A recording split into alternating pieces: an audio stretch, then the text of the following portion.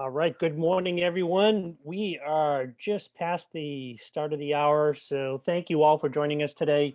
We are so excited to kick off Vacation Rental May Madness.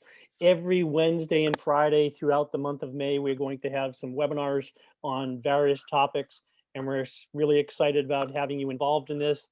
We've got hundreds of folks that have signed up already for the different events that we've got going on throughout the course of the month. So thank you all for participating.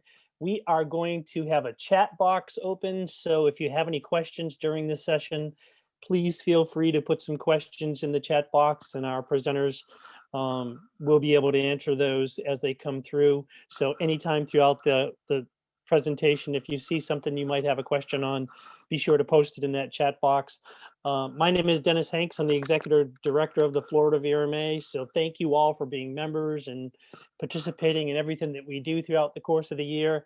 As I said, we're excited about VRMA Madness, but we've also got our first return of the in-person conference, September 15th and 16th this year. It'll be in Orlando, and we hope to see you then as we bring back in-person events and conferences. So keep on the lookout for any of those emails and things coming out to announce that. We've had a few already, but there'll be some more coming out. But without further ado, I am going to kick this off and turn it over to our presenters today.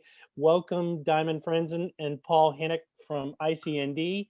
Thank you both for joining us and presenting on the influencer and audience marketing.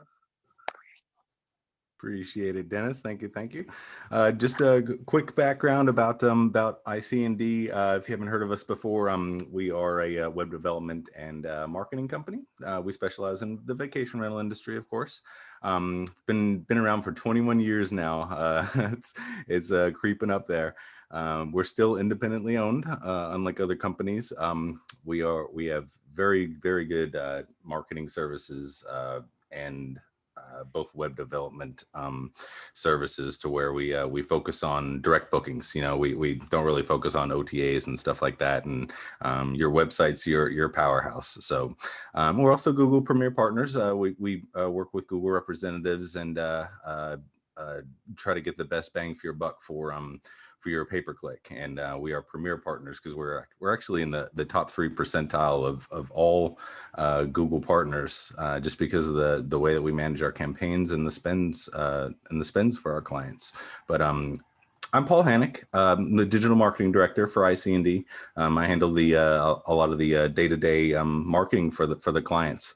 We've got a team of very well diverse marketers that we work with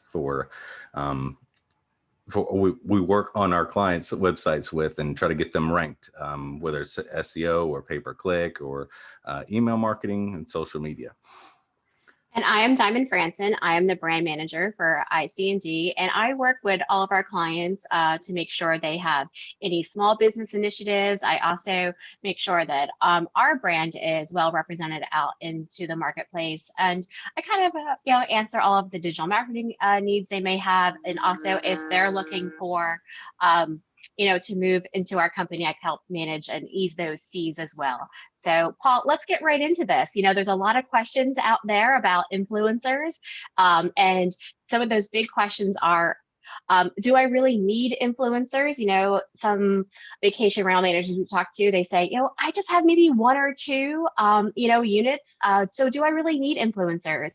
How do I select an influencer? What type of things can an influencer do for me? And, I'm going to start working for an influencer. How do I measure the success of those influencer campaigns? So let's just jump right into it and see what we can do. What is influencer marketing?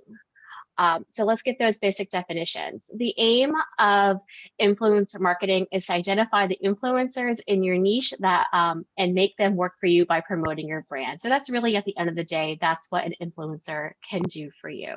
So who can be an influencer? Influencers come in all shapes and sizes. right? A lot of them, yeah. A lot of people don't think of some of these. You know, when you think of an influencer, you're thinking of, you know, big wigs and people that are have a big reach and stuff like that. But we kind of want to break that mold, that thought, right? There's 4 different kinds. There's a lot of crossover, but 4 different kinds. There's the nanos. Nanos are the small timers, small social media followings, but they have high engagement rates because of their small followings, and they connect with their followers on a personal level. Micro is a step up, you know, maybe 10,000, 100,000 followers on social media. They have high engagement rates as well, and they're able to connect with their audience a bit more. So that's a good little niche to be in. The macros. Yeah, definitely the macros. You can see their 100K to 1 million follower base on social media. Their engagement rate is typically a little bit lower because they have a lot of audience to deal with. And then your celebrities. These are the ones that everyone kind of thinks of when they think of influencers, but these are not so much the ones we want to talk about today, right? Yeah. They have over 1 million followers on social media. They're difficult to connect with their audience because they have a huge amount of volume of audience to work with. And you know, a recent stat came out that their average engagement of their engagement is just 0.04. So if you're thinking about using a celebrity influencer, this may be what you're thinking of, but it's not going to be what we're thinking of. Right. So stop thinking Kardashian and start thinking who can actually be your influencers. And you know, those are there's so many different levels out there, and we're going to go over all of them. It's actually a really long presentation, and luckily we do have a handout for you guys that we'll send to you afterward. That has Now, all this stuff. Paul, don't bore them. They're all going to turn off their screens right now. All right, let's move Right. on. Let's move on. Okay. All right. Do I really need influencers? Okay, so what are influencers for? Growing your follower base, boosting brand recognition, reaching a new audience, and SEO benefits. All great reasons why you may need influencers. But okay, yeah, I may need them, but how do I find these influencers? Yeah, so this is the big one. So whenever you're thinking about finding influencers, we have to kind of go back to what we just talked about with the different types, but this is more granular, right? So we're talking about previous guests can be your influencers. People that have stayed with you in the past, they might not have a huge reach like a Kardashian, but they are gonna have a very targeted and personal reach. You know, recommendations from friends and family bode much better than those of just a review on a website. So they're not difficult to acquire, and they can have a good reach if you can scale it in numbers and volume, and try to get as many previous guests to, you know, do hashtagging and reach out to, incentivize something a little bit, you know, keep them loyal to your brand, offer them something for doing a referral. That's an influencer. You know, it's not the way you typically think about it, but that's definitely an influencer. Could you say that this, Paul, is the old way of thinking of word of mouth advertising? Right. Exactly. It's the old word of mouth. The old word of mouth. There's the local businesses. We'll get into that one more in a bit. Those are a little bit more difficult, but they could have a good potential reach as well. But they are definitely ones that you should think about. The YouTube, the Twitters, the Insta TikTokers, and you know, all those kinds of people. Those are the celebs, right? Those aren't the big names, but there are micro celebrities out there in our space. And we'll get more into that in a bit, but those are the big fish. You know, those are the ones that have a lot of followers, and those are the travel influencers. And we'll show you how to find those in a bit, and how to really engage with them and get them on your side. It's a process, you know, it requires work, but I mean, the benefit there is getting a good, you know, like we said before, getting that following, getting that brand out there, getting some benefits for the SEO value of it. There's also HARO, help a reporter out. We'll get into that in a bit. And then your internal staff, your staff can also be an influencer, more of a brand ambassador. We'll talk about that more, but the brand ambassador / influencer does blur a line just a little bit, but let's move on. Okay. So previous guests, brand loyalty, they're pretty easy to acquire, but they have a big reach as far as the potential reach. So like Paul said before, look for repeat guests. They have loyalty to your brand. So those families that have been staying with you for year after year after year, that have been for multi-generation stays, look for them, see if you can, get them to do some social posting about their stay. There's also a service out there called Flip2. Maybe you want to start using that service, but there's options out there. Provide your guests with a hashtag to use during their stay. And then also maybe offer a discount or an incentive for posting about their stay, using the hashtag, or doing a special video about their stay, or the house tour, something they did, because they already love you. So why not get them on your side and use them?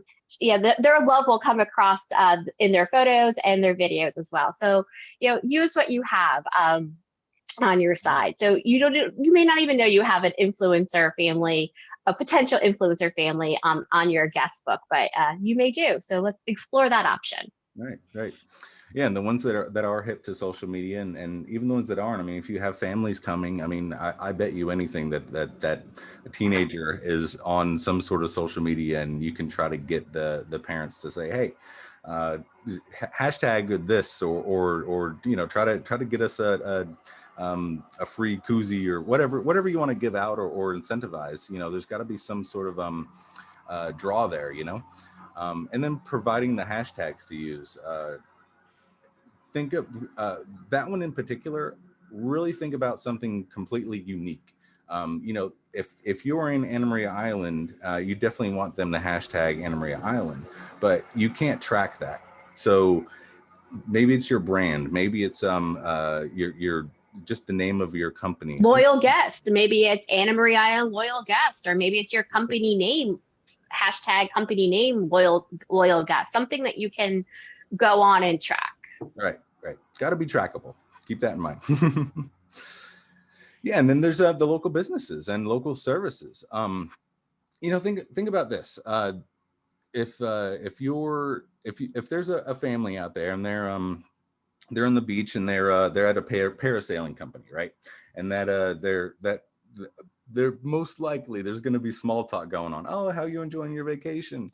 Well, if they come back and they say, well, we don't like the company that we're staying with, they haven't taken care of us, and that parasailing company or representative says, oh, well, stay with blah blah blah instead, because we've heard good things about them. If you can connect with local companies and get your brand inside their mindset, however you want to do that, whether you're bringing them cookies on a regular basis, or communicating with them through some sort of social media, try to keep yourself in front of local companies that are also in front of your guests. And those are the companies that are going to be able to give you a shout out. Give you a shout out. You can trade blog posts back and forth if you wanted to, which can help with SEO. Some companies have a page of partners or a page of links. You just got to do your homework. Look at these companies and look at their websites and see if they have sections for that, and reach out to them and cross that bridge and connect those dots for them. And we actually just talked about this on the Vacation Rental Ninjas podcast that ICND does. So if you want a bit more information on that one, we'll post a link in the chat real quick for you. Do you mind if I do that now, Paul? I'll do that now. Yeah, go for it. Okay, I'll do that now. So, but yeah, we're 28 episodes in for our vacation rental podcast. So take a listen. Take a listen. Okay. All right. So here we kind of talked a little bit before about there are influencers in our space that are not major celebrities as we may think out in Hollywood, but there's celebrity influencers in our space that are full-time travel influencers. So here's an example of one, the Bucket List family. This family is a full-time influencer travel. This is their job. So they travel all over the world as a family unit. And look at their Instagram account. They have 2.6 million followers. They have over 2,000 posts just on their Instagram. They have a dedicated website. They've been to 85 countries. So this family is doing it. They are all over the place. They are ranked in the top 10 of all travel influencers. And they are doing it in the way of they have multiple revenue streams. So they have an online store. They do some photo presets. They have a friends club. So they're getting hosted all over the place. And, if you want to contact them, you got to do it through their dedicated website. So this is not, so when, you think of celebrities, you're like, oh, Jennifer Aniston, I'm thinking of, all those bigwigs out there, but you're not thinking of the Bucket List family. I didn't think of them. But in the travel influencer space, they are a celebrity. So you got to kind of, reset your mindset that this is, maybe somebody that you may want to reach out to or consider reaching out to when we are talking about those YouTube, Twitter, Instagram celebs in this space. Okay. And then we'll kind of go through how to vet these, celebrity travel influencers and, how to connect with them. But just want to quickly point out here while we're on this slide is, the way to know that this is a legit travel influencer is that blue check mark there. Thanks, Paul. They're a verified account. So they're not just somebody out there saying, they are who they are. All right. So let's see. We have one more, right? We have one more audience type. Yes. But before we do that, well, yeah. Whenever you're trying to find these influencers, you want to go along the lines of trying to find the audience that is hanging out on which social media platform that's good for you. Now, this is going to be very dependent on your demographic, right? What age group you cater to and how active they are in Facebook or Pinterest or Instagram. So whenever you're looking for these influencers, usually it's on. You're going to find YouTube, Instagram are going to be the two biggest ones for really for finding influencers. You can't really have an influencer on Pinterest and Twitter's not really our thing for the vacation rental space. So, looking at trying to find influencers through those two main channels are the ones that are going to get you the best bang for your buck. Now, Facebook obviously is a big channel and it's still used for the vacation rental space. It's just not as, I want to say easy. Is that the right word? I'd say easy. But I think the reason why we also want to mention this is you want to reach out to them on the channel that they're using the most. So in looking back at the Bucket List family, they had, 2.6 million followers on Instagram. So I would think that that's their most active platform. So if you're looking, to kind of get in with those, you would want to create a campaign that's on Instagram. So you want it when you're thinking about reaching out to influencers, talk about, creating a campaign on the platform that they're most active on, because that's where most of their audience is. So you want to kind of connect all those dots before reaching out to an influencer. Yep. The brand ambassador, the internal staff, these are not really, they might not have a following on Facebook or Pinterest or whatever you're doing. But that brand ambassador is somebody that can be the face of your company, whether it's you or whether it's someone on your staff.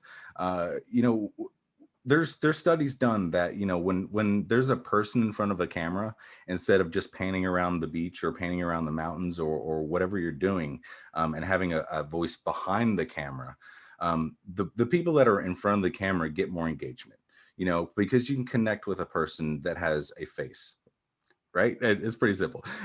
Whenever whenever you're looking for influencers and even vetting them, that's something to keep in mind as well. Is, you know, are they front facing?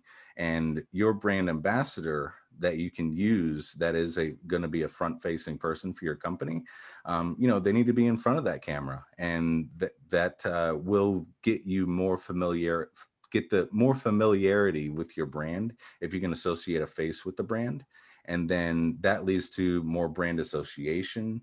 And then that leads to, I call mental stickiness, to where people just basically will remember you better because there's actually a face behind your company.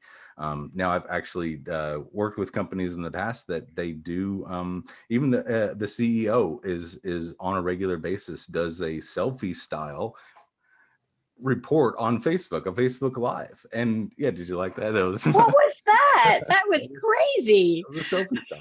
But that the kind of the point is, though, you know, it's that face, and they have a great following. You know, they have great engagement, and whenever you can connect those dots, that itself becomes an influencer level style mentality, even though they're still a brand ambassador. Hope that makes So sense. one more point here about brand ambassadors is that brand ambassadors are more integrated with your marketing strategy overall. So that's the difference between an influencer and a brand ambassador. Is a brand ambassador, as they may be somebody on staff, you can, you know, pick and choose who you want that to be, or even somebody possibly in your extended family, you know, could be your brand ambassador. If you're working with a very, very small office, it could be somebody, an extended family member. They're a little more integrated with your marketing strategy, where an influencer kind of comes in for a short amount of time, does the campaign, and then swoops out. Yeah, they had one job. They have one job, right? One job. They wear one hat, where the brand ambassador may wear, I'll do a funny thing, multiple hats. There you go. That's the difference between the two there. All right. So what should I consider? So this is a big one. There's so many different factors, and we're going to try to go over these as best we can. But you know, this is it's going to be one of those long ones. When you're looking for an influencer, you know, numbers are very misleading. And what I mean by that is, just because you have 2.2 million followers, that does not mean that those 2.2 million followers are engaged with your brand, or that they're engaged with them. The engagement rate versus the number of followers is definitely a metric you need to look at.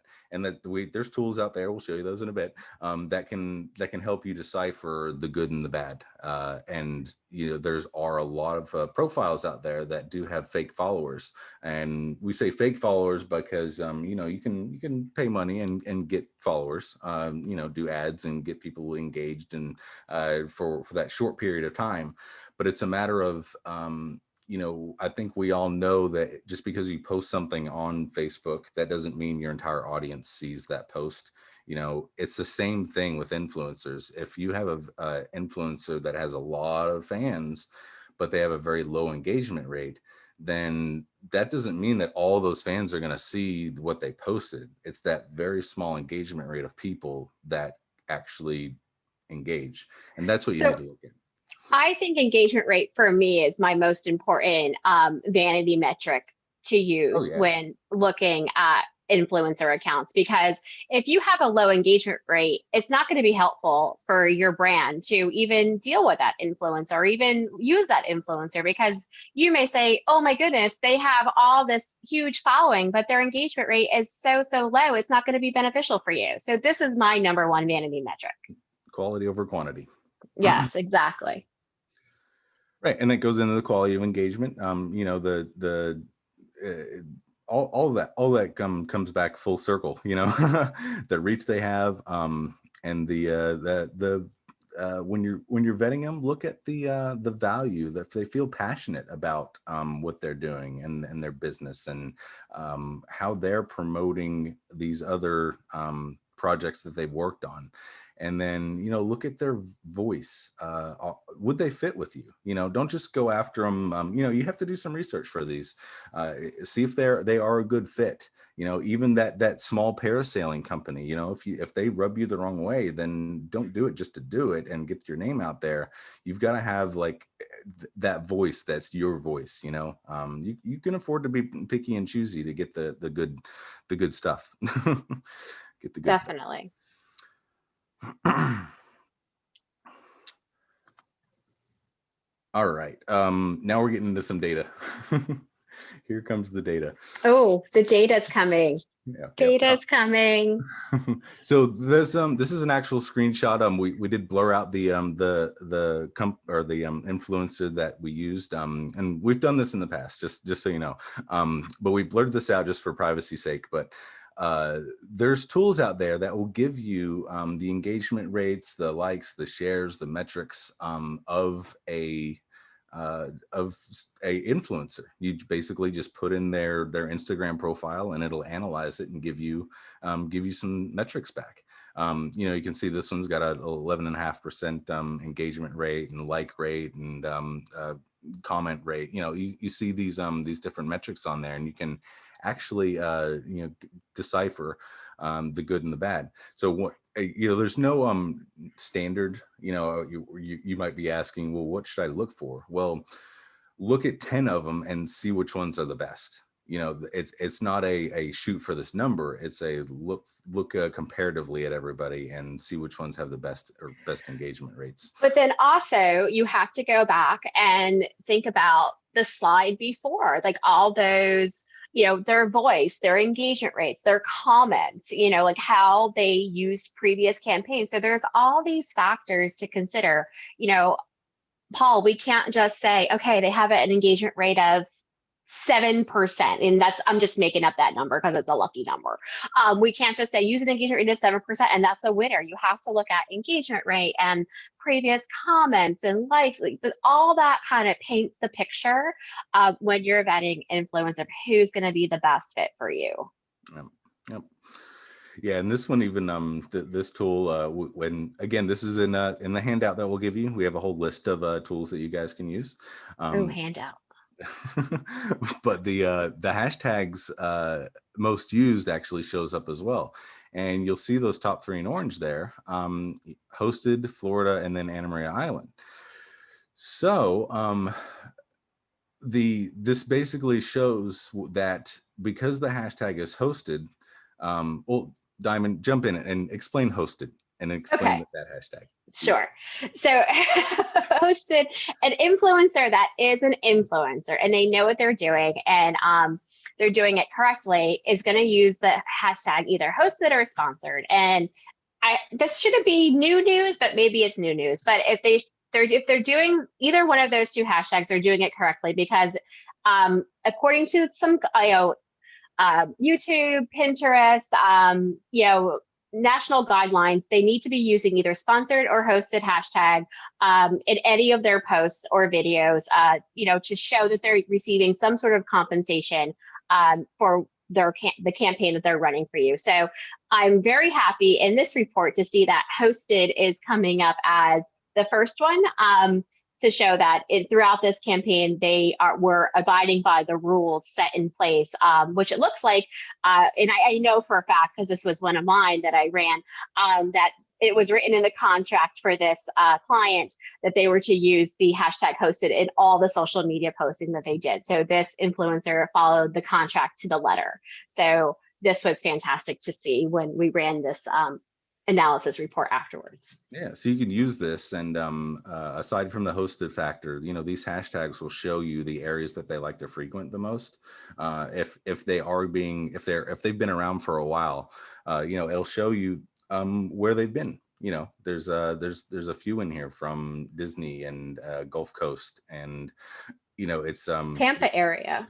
Yeah. So, this particular influencer likes beach vacations and going to Disney. So, you can use this to kind of vet them as well and drill down on who they are and the audience.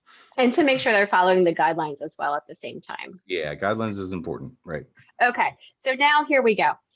We've done all of our homework. We've looked at all of our data. We've kind of compared. We've looked at the analysis. We've kind of done. So now we have a couple influencers that we have in mind. So what type of budget do I need? Do I even, what do I need? So we have some some guidelines, a couple guidelines to follow is one basic guideline is 1 to 2.5 cents per true follower. And Paul kind of talked about that before is, you want to make sure you have some true followers and you're not paying for those fake followers. And we have this handout that we have some tools in that handout on how to, slice out those fake followers. But keep in mind, and also the other budget option is $10 per every 1,000 followers is another guideline that you can use as well. So depending on the type of campaign that you're running, is it video? Is it just some static posting on Instagram or Facebook? Like, what is your campaign going to be consisting of? So those are two different budget guidelines to use. And I also want to make sure that there's a clear understanding of what the value exchange is. Vlogging every single day of a influencer's vacation, of a 10-day vacation in a hosted house is work. So you want to make sure that you're paying, there's a value exchange. So, putting them in a $5,000, home for 10 days or whatever the price is, there is, is equal to the amount of work that you're asking them to do. You don't want to host them for one day and say, I want 20 videos. That is not an equal value exchange. You want to make sure that there is an equal value of what's going on, what you're asking, and then what you're giving them as well. So yeah, all I think that should be outlined in your contract whenever you draw that up, and because they're no strangers to these contracts. The big influencers, some small local businesses. I mean, you don't really have to go that route. It's not really that big of a deal, but for anybody big, they're used to seeing contracts and getting different shapes and sizes. So, once you do reach out to them and go through the process of getting them interested, that's when you present, okay, I want X, Y, and Z. And in return, you'll get a stay here, blah, blah, blah. So, definitely have what you want outlined, and, send it over to them and then have that back and forth. Exactly. Yeah, exactly. Okay. So here we are. We've talked about this vetting process and some red flags to look out for. So, all right. So red flags. They do not have the business profile. So we showed that earlier on that blue check mark on some Instagram accounts. And you can see that on YouTube channels and all the other major social platforms. They do have a verified account. So if somebody approaches you or you find or you're looking for an influencer that don't have a verified account, that right there is a red flag for me. Fake followers, we keep kind of mentioning that. You want to make sure that every account is going to have a couple fake followers. Yeah. I'm not going to say there's never going to be 100% pure account out there. There are going to be fake followers in an account, but you want to make sure that the margin of that is relatively small. And we will have a tool for you to use in our handout. Posting frequency, too many posts is bad, too few is also bad. You want to have that happy medium, right? Yep. Poor quality content, bad content doesn't engage. So look at this kind of, all ties together. Look at previous influencer campaigns that they've done. Like if you're seeing some inconsistencies, see how they've handled them. If it doesn't look good for you, if it doesn't strike you as, oh my goodness, I want that for my brand, for my home, for my area, then it's not going to work for you. Okay. Yeah, and you can easily just go to Instagram and search for the hashtag hosted and see everything that's out there, every influencer campaign everywhere, and just go through and see what kind of stuff is available. Now, the hard part though is cross-referencing it with your area. I was gonna say that's a rabbit hole for days, Paul. If you just go hashtag hosted. Exactly. So you can't Instagram doesn't let you double search, and I say double search is you can't search for hosted and then you can't search for, we keep saying Anna Maria Island, so I'll keep going with that. You can't search for both of those and have it cross-reference. So it is one of those rabbit holes that you do have to do some research for and get it to find somebody who either frequents your area or is interested in your area. The ones that frequent your area are obviously the best. But you know, there's always that problem too of finding people that just go everywhere. And those that go everywhere, you know, they might be the ones that are just kind of seeking out a free vacation. So when you're looking at them, and maybe they even reach out to you, maybe you've had actual. Yeah, I was gonna say, how many people in the chat have had this before? Like, Right. raise your hand in the chat if you've had this before, because I've had this. I think I have one of those in my inbox as we speak. Yeah, I mean, we've got, all of our clients are on at some point have said, hey, I got this email from this influencer person, and should I go down this road, you know? So then it's a point of going back to the vetting process and trying to figure out, okay, yeah, thanks, Tim. Yeah. So yeah, it's going back to that vetting process and trying to figure out if they're actually a useful influencer. So Paul and I have talked about tools, and just here's a quick chart on one of the tools that we're going to share with you in our handout, and just how to look at the audience growth, increase or decrease, you know, ways things happen. But in this chart, you can see where in the, you know, August 28th to September 4th area, the audience increased very, very dramatically. That is a very clear indicator that something is awry.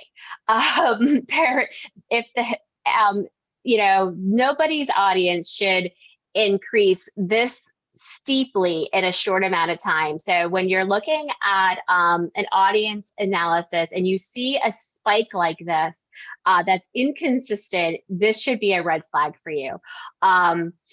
So take a look, and if you're seeing these inconsistencies, you might want to question the influencer, why this happens, or just maybe stay away. And if you're seeing this pattern over a longer period of time, this also could be an indicator that this person may be buying followers, or there's something's just not right, you know, here in this account. Yeah, something to investigate. I mean, we're not saying that this is 100% going to be a no-go. You know, they could have had a celebrity, you know, maybe mention them or what. True. Yeah, they could have had a celebrity push, like they could have had The Rock push them. Yeah, I don't know. He's got a big tequila campaign going on right now, so he's on the top of my mind. Yeah, The Rock. He's got a big tequila Cinco de Mayo campaign going on today. Right. So he's in my head today. So yeah, exactly. So you know, it's not a cross off. It's just a eyebrow raise. Just oh, you totally synced that up. Yeah. Oh, The Rock, the eyebrow. Oh, props to Paul. Props to Paul. Okay. So just as a quick little fun little tidbit here. This was actually put out from InstaScreener, just a top 10 list of percentage of fake followers from different companies. You know, they are out there, and you know, when we say fake, this is the non-engaging, just maybe paid, maybe bots. There's even bots out there that kind of bump up the numbers, you know. So you know, just it is out there. It does happen. So just something to keep in mind. Okay, so how do we reach out to these influencers? We kind of chatted about this before. Some of them have direct forms on their websites. DM them where they're most active. So we shared, you know, like those popular social media platforms. So see where they have the most, you know, followers, and then maybe DM them there. Locals, you know, go out and talk to them, pound the payment. Online matching services, not Tinder. Okay. And then work with your agency. Yes.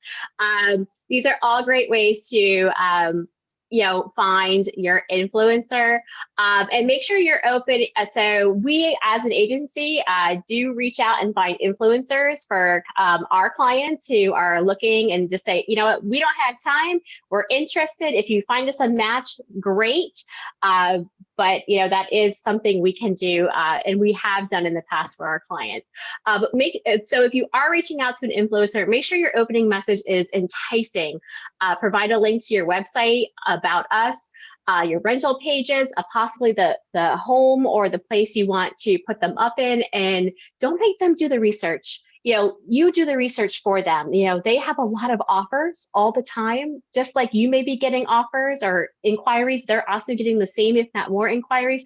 So put it all out there and make sure your opening pitch to them and your message is enticing. You want them to stay with you and promote your brand. So you want them to fall in love with you if they don't already are in love with you. Yep. Make the job easier. Exactly. All right. Did it work? No. Did it work? No. No. Yes. Of course it works. Of course it works. So, in order to that's the tricky part though, is these the way you track this isn't like your typical tracking that we do with URLs and Google ads and stuff like that. This is it's a weird little beast, I guess you could say, in the way that you have to go about tracking this stuff. And you do want to see if it pays off, if your value proposition was worth your time, worth the $3,000 stay. You've got to see. So before you even want to measure though, you have to decide what you want. Do you want more Instagram followers? Do you want that engagement in that regard? Do you want to, of course, we all want more bookings, right? But sometimes that it's not a direct impact for more bookings. It's over the course of time, because you did engage and you did get more followers and you were able to get a bigger audience. You then now have a bigger audience to promote to. So have a clear goal in mind whenever you're trying to do this influencer research, and that'll really help you define what you're looking for. When you're doing tracking, any sort of hashtags, like we said, make a brand new hashtag that's has very low use out there, so that you can track it and see how many times people might use it, whether it's the local company or the previous customer, anything along those lines. Just make sure that you have something measurable that you can look out for. Promo codes are also a great way. That's going to be your direct booking way of telling what's actually who's actually using that code. So if a big influencer goes out and says, hey, you get 10% off your stay if you mention promo code X, then that's an incentivized way to start use that tracking and actually see if it's working or not. How many bookings did you get specifically from that? And of course, there's the phone calls too. Phone calls are hard to track, especially if you're a big company, because you're going to have somebody call up and say, hey, I saw you on, I saw you mentioned on blah, blah, blah's YouTube. Well, that reservation agent needs to know what to do, know what to say in order to actually track that in your system. Maybe you need to create a separate drop down for how you heard of us altogether. And I would even say, go along the lines of creating prompts, phone call prompts for what the reservation agent should say after they are confronted with that question or that mention. No, right. Yeah. So, all these, need to be tracked in order to figure out what's actually working, right? Yeah. So, Paul, you talked about, having clear goals, and then, just go down for me. Yeah, you talked about clear goals and how, one of the goals may be expanding your audience, because yes, we all want more direct bookings, but we just also may want a bigger audience to share our message for over a longer period of time. So and this is a perfect example of right now, when almost everybody is going to be full for this summer. This is stuff you can be working on, because you don't have availability right now, but you will in the future. So growing your audience base now is going to set you up for success in the future. Yeah, so this is a great example of a recent influencer campaign that I ran with one of our clients, where their goal was only to grow their Instagram audience. That was their only goal. It's all they wanted to do, was to get brand awareness and to grow their Instagram audience. So the influencer was on property for 7 days, and before the stay, their Instagram audience was 14.6 thousand followers, and after the 7 days, 16.2 thousand followers. So they definitely more than achieved their goal for their investment with the influencer. So it was snaps all around for them. They were very, very happy with their goal achievement. Good stuff. Cool. Good stuff. So you can, any link that is used that you can provide the influencer, or any link that, you can give to your previous guest, you are able to track those things using Google UTM codes. So if you just go to Google and type in Google Analytics URL generator or UTM generator, you might notice this screenshot is Google Analytics. If you're in there a lot, I mean, you can manipulate any of the data that you want to reflect where that source is coming from. So, you're having big influencers with their made up hashtags, and then also providing them with tracking URLs that they can use if they are linking to your website. That'll give you the direct number of people that visited, and how well they engaged with your site, so you can track that stuff. And I want to mention here, Paul, you talk about UTM codes, you talk about hashtags, you talk about promo codes. I just want to read it one more time. You want to make sure all this stuff is broken out and explained really, really clearly, and any contracts that you put together with an influencer, whether it's a micro, a macro, a celeb, a micro celeb, whatever you want to call them. If you're hosting them, if you're having them do a campaign for you, and you're getting, user generated content, you want to have it really, really plainly outlined in the contract.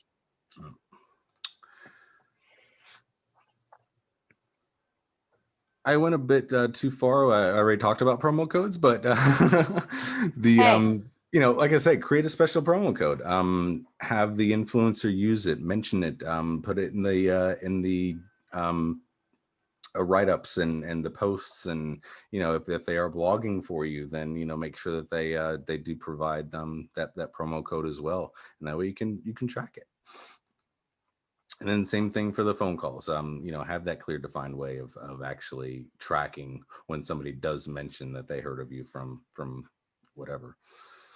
And actually, there's the influencer that used Diamond, and that client is still getting phone calls. 6 months later. Right. 6 months later, they're still getting phone calls saying, "Oh, I saw you on so-and-so's channel. I'm excited. I was so excited to see you there. Do you have a place for me?" Right. Today, so it's not only like for for finding that new audience, it's also anybody who is very invested in your area that might follow the travelers that are frequently traveling that area. If they connect that dot, then that's kind of like that's why you buy a celebrity to push Diet Coke, right? You need that extra I don't know, feeling of goodness from somebody in a high authority position to recommend your product. So it kind of makes people feel good too. We're back to word of mouth again. Back to word of mouth. Back to word of mouth. Okay, so here we just have some quick best practices, and don't worry, these are on the handout, so you don't have to quickly write them down. But we talked about using hashtag sponsored and hashtag hosted. We do have a link in the handout for best practices for Instagram, for YouTube. We want to make sure everyone's well aware of the guidelines when you're setting up your campaigns and writing these contracts with these influencers. And there's also the FTC regulation, also the link there, so you make sure everything is covered and you have all that fine print in your contract. So you want to make sure you're all covered there. So we have those links available for you as well. Okay. All right, here's the good stuff. Q&A time. Good stuff. Awesome. Thank you, guys. Any questions? Post something in the chat there and we'll take care of those questions for you. I know there's been a lot of discussion about the guide. So the guide. The guide. We're going to send that out to you actually, and anyone that signed up for this presentation. So I'll also CC Diamond and Paul so that if you have any questions and you want to pose a question to them, individually, you can do that. But that'll come out with the guide. So I do want to mention with the guide really fast. We did make the guide 2 ways. It's a standalone website, so you can go to that website and all the links in the guide are clickable, so you can link out to all the resources. But then there's also an option to print out the guide as a PDF. So if you're one of those people that want to have it in your hand and reference it on your desk, you can print it, or you could just have it as a site you can go to and link out to the resources. That's awesome. Excellent. Any questions? You must have explained it so thoroughly that everybody is out there influencing somebody or getting somebody to influence them. So or we overloaded everybody. And yeah, or everyone's exhausted and panicked. Thank you, Jennifer. All right. Well, thank you, guys. We will get that guide out to you today, and all of these are recorded, so we're going to have them on our May Madness website. So if you want to watch it again, or you want to share it and you want to send somebody to watch it, you can do that. Send them to the website, and we'll have all the links on there so you can watch the recording again, or even download the guide if you want.